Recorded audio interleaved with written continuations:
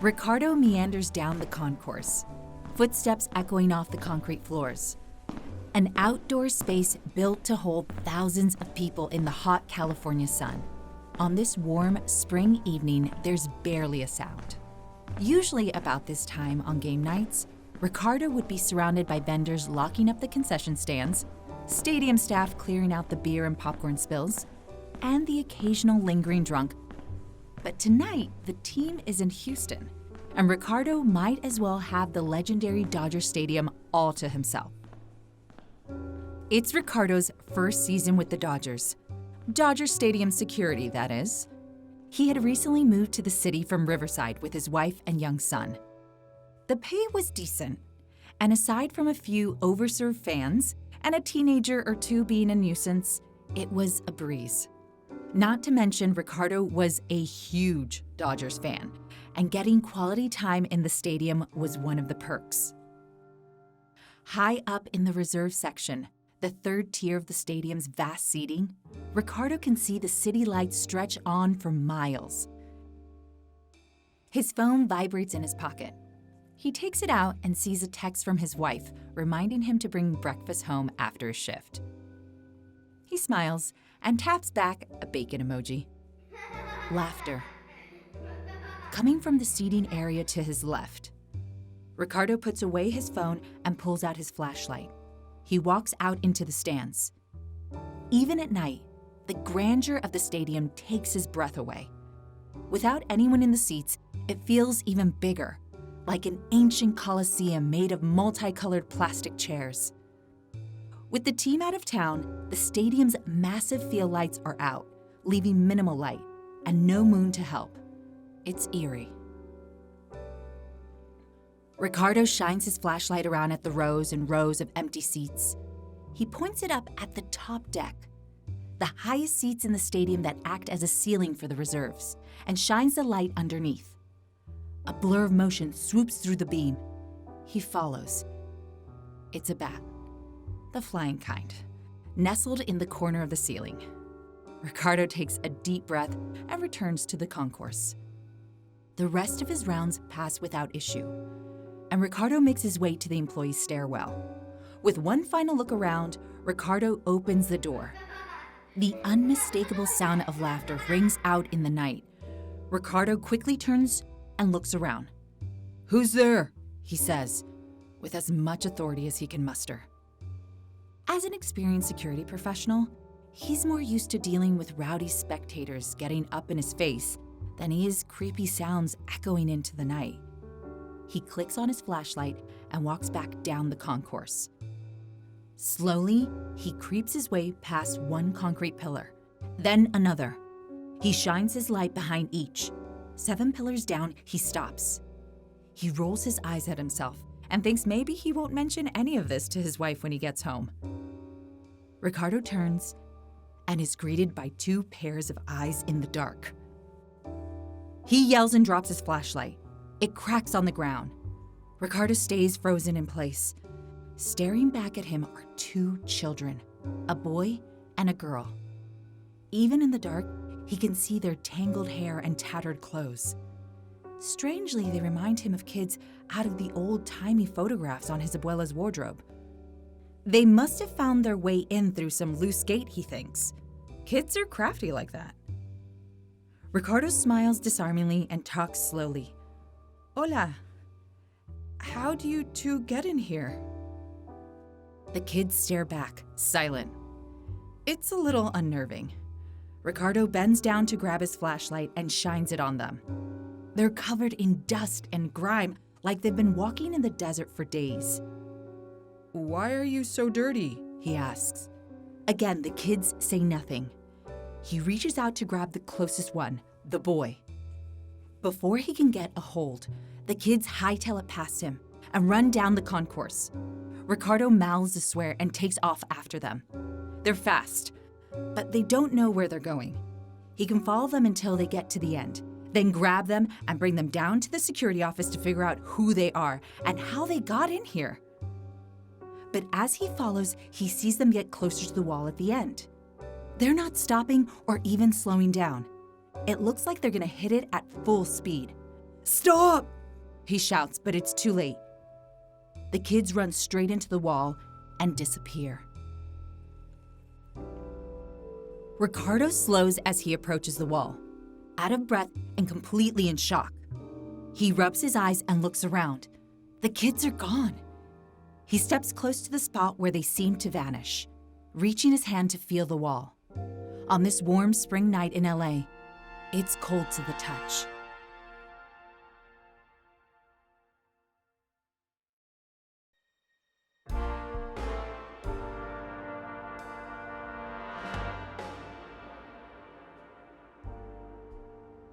Hi, I'm Bianca Lopez, and I'd like to tell you a ghost story.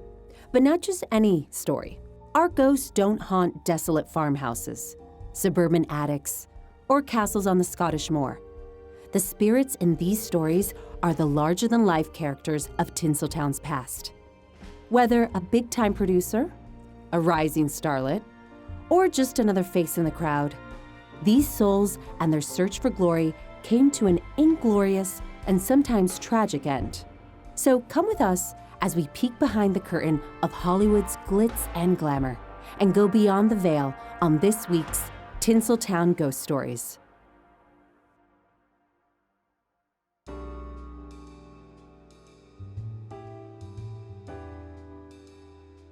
Every April, millions of people around the country take in a baseball game in their hometown ballpark. Although it's been America's pastime for almost 2 centuries, the game of balls and strikes has found a home with sports fans around the world. Kids everywhere grow up hoping to one day lace up their shoes and swing for the fences in massive stadiums filled with adoring spectators. And baseball owes that worldwide recognition to some of the iconic century-old teams that have put their mark on the game. The New York Yankees, the Boston Red Sox, and of course, the Boys in Blue, a team that has a whole bunch of World Series trophies in its case and a permanent place in the hearts of baseball fans in California and around the world, the Los Angeles Dodgers. Considering America's love affair with baseball stretches way back before the Civil War, it's hard to believe LA didn't get their own major league team until 1957. That's the year Walter O'Malley, owner of the organization that had called Brooklyn home for 68 seasons, traded the hustle and bustle of New York City for the sunshine and sandy beaches of Los Angeles. At the time, the Dodgers were already one of baseball's most storied franchises. Originally known as the Brooklyn Bridegrooms, the history of the Dodgers stretches back to the 1880s. Though perennial also-rans, they had just won their first World Series title in 1955 against crosstown Bronx-based rivals, the dreaded Yankees. They had also famously broken the color barrier when they signed future Hall of Famer Jackie Robinson in 1947, making him the first black baseball player in MLB history. However, by the end of 1956, with baseball reaching new heights of popularity, the aging Ebbets Field in the Flatbush neighborhood was too small to hold the growing crowds. After almost a decade of working to secure a replacement location and keep the team in Brooklyn, negotiations between city officials and real estate tycoon O'Malley were at a standstill. At the same time, out on the West Coast, city officials in LA were looking for a team to bring to Hollywood. It turned out to be a match made in blue heaven. And like generations of hopeful dreamers before them, the Dodgers took a big risk and headed out west. Of course, moving one of baseball's legacy teams across the country isn't cheap. In order to make the move more appealing, the city enticed O'Malley by practically giving away land it already owned. A hilly canyon just north of downtown known as Chavez Ravine. Over 300 acres were traded to O'Malley, and in return, he set about building a ballpark to match his grand vision of modern baseball. And what a ballpark he and his hundreds of workers built. Much like its new home state of California, Dodger Stadium is a sprawling complex. It was built to fit over 50,000 spectators, with seats spread over several graded levels from the field to the top deck, providing unobstructed views all the way around the park. The stadium itself is surrounded by massive stretches of parking lot, built to accommodate 16,000 cars. Opened in 1962, it's now the third oldest ballpark in the league, after Fenway Park in Boston and Wrigley Field in Chicago. But unlike its older counterparts, it has a lot more room for fans to stretch out and enjoy a summer's evening with their favorite team. And considering how much Los Angeles likes tearing down the old to make way for the new, it's a testament to the modern aspirations of its builders that it still stands almost 75 years later. All of this could not have been built without the land itself. But how was it that such a perfect location, only a mile or two north of City Hall, was available for a stadium of such massive proportions? And how did the city come to control this land in a town where every square foot is precious? As with most ghosts from the past, the truth is buried just underneath.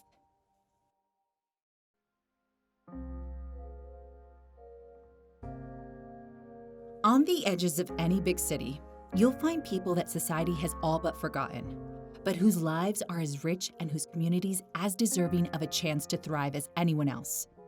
Such was the case in the Chavez Ravine. Before hosting a single professional baseball game, it played host to a vibrant community that grew up in the shadow of progress. To really get a sense of it, we have to go back a couple centuries. In 1844, 2 years before the first baseball game in history was played at Elysian Fields, New Jersey, 83 acres of ravine was purchased from the city by Julian Chavez. Born in New Mexico in 1808, Chavez was a laborer and rancher who had become successful enough to buy his own property, and who moved to Los Angeles at the age of 27 to invest in the rich farmland of Southern California while it was still Mexican territory. He ended up parlaying that quickly into a political career, becoming assistant mayor in 1838, where he spent much of his tenure dealing with land and water disputes in the growing metropolis. When he left office, he used his connections in government to buy up what had been a stone quarry and the land around it, renaming it Chavez Ravine after, well, himself. Rather than work the land himself, Chavez continued to push his bigger political aspirations. After California became part of the United States, following the Mexican-American War, Chavez remained a major part of city politics. He went on to serve another 30 or so years as both a member of the city council and later as one of its first city supervisors. Not much is known about what Chavez did with his ravine while he was off conducting the business of the city. Locals generally kept their distance from the rural area, especially during the occasional outbreak of smallpox, when a makeshift hospital was set up on the land to care for the sick, quarantined away from the general population. After Chavez died of a heart attack in 1879, the land fell into disuse, and the rural communities that lived on the outskirts of Los Angeles soon moved in to take up residence. Over the next several decades, 3 distinct semi-rural neighborhoods took shape: Palo Verde, La Loma, and Bishop. Together, this represented thousands of Angelenos living a self-sustained life on land that had otherwise been discarded.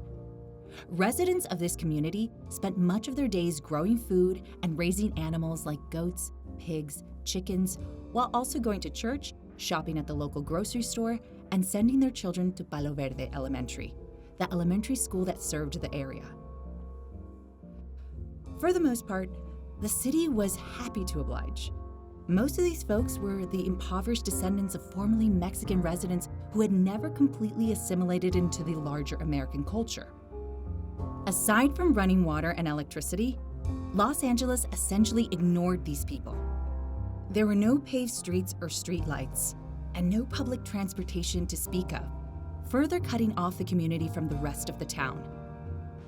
The city was also more than willing to move people into the ravine, as they did in 1913 when the LA River flooded and displaced over 200 people. While it wasn't easy, the residents of the ravine were not going to take this mistreatment lying down. When no one else would fight for them, they fought for themselves.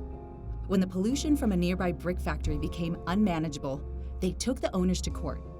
By the end of the case, they got the factory shut down and even convinced the city to zone the area for residential use only.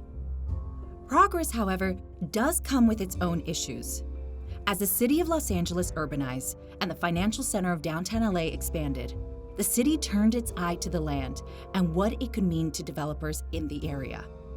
But rather than work with the people, now numbering over 1,800 households, the city sneered at the community, labeling it blight and a slum.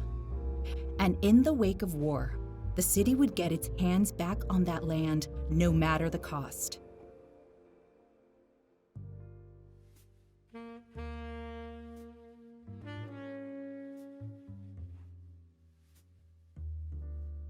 It all started, as it usually does, with the best intentions.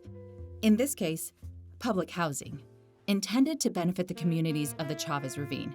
At least, that was the story. In the period immediately following World War II, the massive war machine that had driven Allied victory was now a peacetime corps of former soldiers in need of housing and jobs. For Los Angeles, that meant a greater focus on building up the neighborhoods that had languished during the Depression. With such close proximity to downtown, the 3 Chavez Ravine communities were at the top of city designs for an upgrade. Legendary architect Richard J. Neutra was commissioned to steer the project. He was a world-famous architect who had by then made a name for himself constructing numerous homes, apartment complexes, and city projects including Baldwin Hills Village. He was a natural selection for the post-war American greatness mindset taking hold. The neighborhood was to be known as Elysian Park Heights, not to be confused with Elysian Fields, where the first baseball game was played.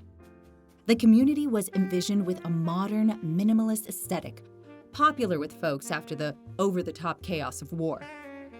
It would be centered around 24 towers, some as high as 13 stories, along with 163 townhouses, plus storefronts, schools, churches, and community centers. This would have been enough to house over 3,000 families and serve a population upwards of 17,000. It was an ambitious plan. The only thing standing in their way? The people already living there. While ostensibly intended to benefit them, construction was expected to take several years. And the city couldn't have people raising livestock or attending elementary school in the middle of a construction zone. And while much of the headstrong community had initially supported the idea of better housing, they soon realized that the city was intent on cutting them out of the deal entirely. Los Angeles approached the problem at first by throwing money at it. City officials offered money to residents who agreed to move. Some took the payment, but it was barely enough to find a new home, much less uproot an entire family from land they had lived on for generations. As a result, a majority of residents remained where they were, holding out for a better deal. Undeterred, the city pushed its weight around and gave Chavez Ravine residents an ultimatum. Either accept cash for the residents, now much lower than it was initially, or lose their land anyway through the power of eminent domain. The people of Chavez Ravine protested, but with a determined government and a slow judiciary process unwilling to help, most residents took the money and left. Those who didn't found their homes condemned and were forced out anyway. By the end of it, only 20 or so families remained. The rest evicted either by coercion or force.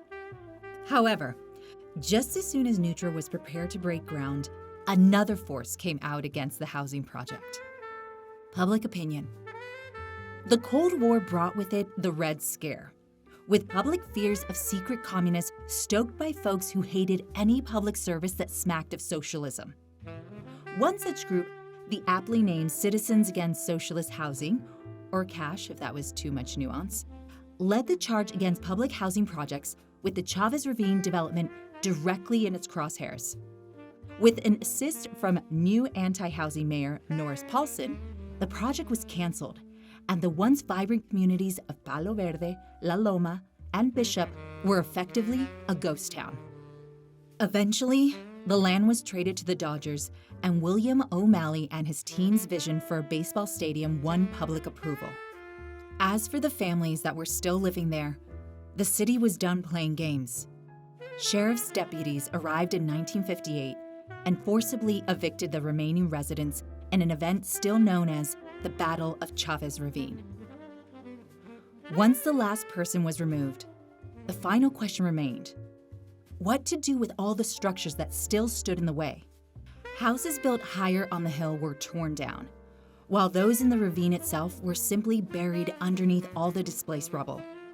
That includes Palo Verde Elementary, where neighborhood students once learned, sang, and played, now buried dozens of feet beneath the stadium complex.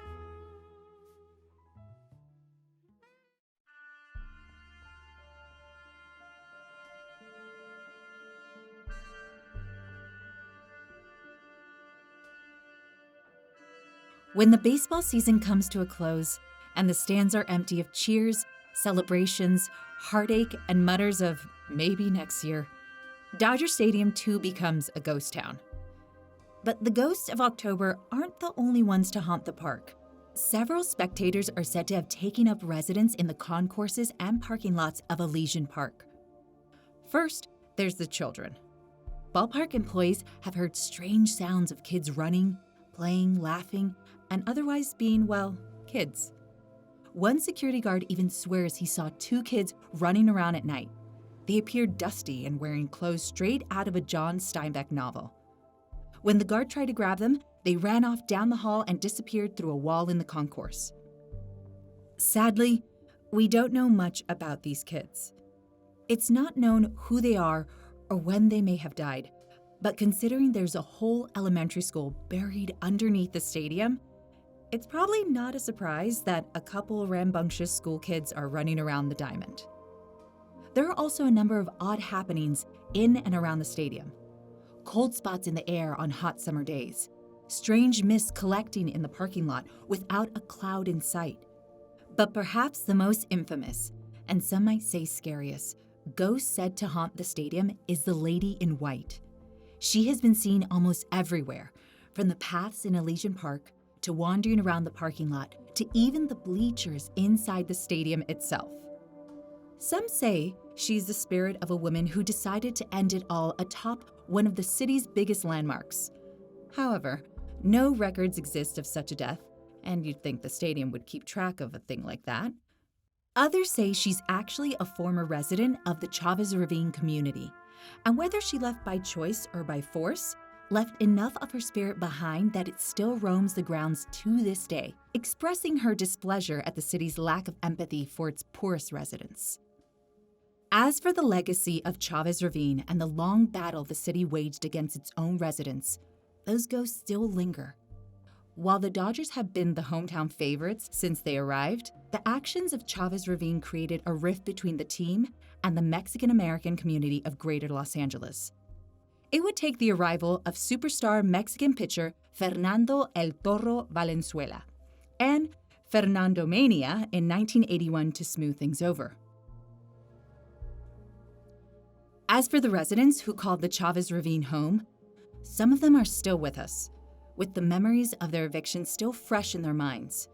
They continue to fight for acknowledgement of one of the city's original sins.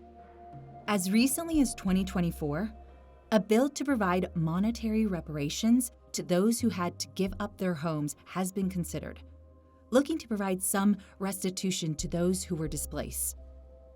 Whether a roaming spirit or a lingering memory, the tragedies of our past can be hidden but should never be forgotten.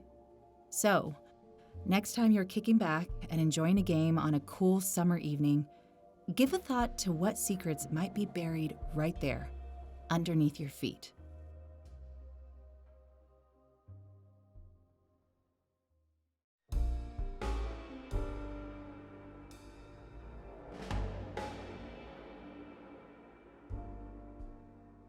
Thanks for listening to this episode of Tinseltown Ghost Stories. I hope you enjoyed this peek behind the curtain. I can't wait to show you more. If you want to help spread the word, please leave a 5-star review, click that follow button, and share with your friends. I really appreciate it. You can also find us on Patreon. I'm your host, Bianca Lopez. You can find me on Instagram at Bianca P. Lopez. This episode was written by Kyle F. Andrews and directed by Morgan Rudder, produced by Kyle F. Andrews and Cameron Bile, co-produced by Emily Castro, audio editing by Zach Morrison, with sound recording, audio engineering, and mixing by Alyssa Rose at Honeydew Studios in North Hollywood. Original score composed by Robertson Hobbs. Tinseltown Ghost Stories is part of the Film Frontier Podcast Network.